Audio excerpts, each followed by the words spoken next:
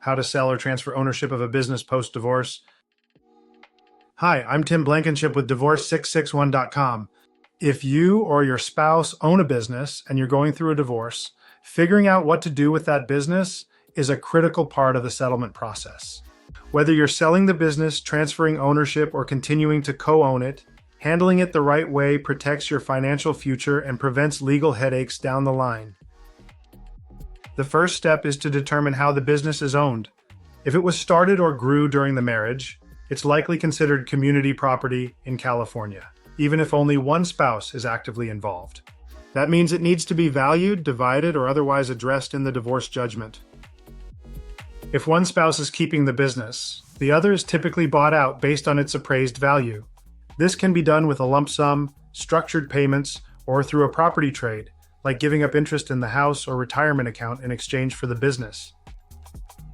If both parties decide to sell the business, you'll need a clear agreement on how the sale will happen, how proceeds will be split, and who handles the process. Timing, taxes, and transition plans should all be considered. In some rare cases, couples agree to continue co-owning the business.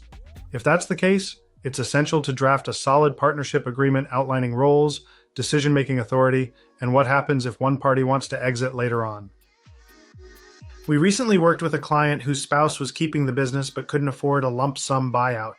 We helped them create a clear settlement with a valuation, a payout schedule, and language that protected our client if future payments weren't made. This gave both parties peace of mind and allowed the business to keep operating. At Divorce 661, we understand how complex dividing a business can be.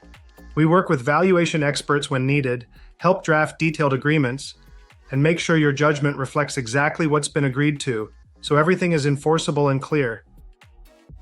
If you're getting divorced and need to sell or transfer ownership of a business, visit divorce661.com to schedule your free consultation.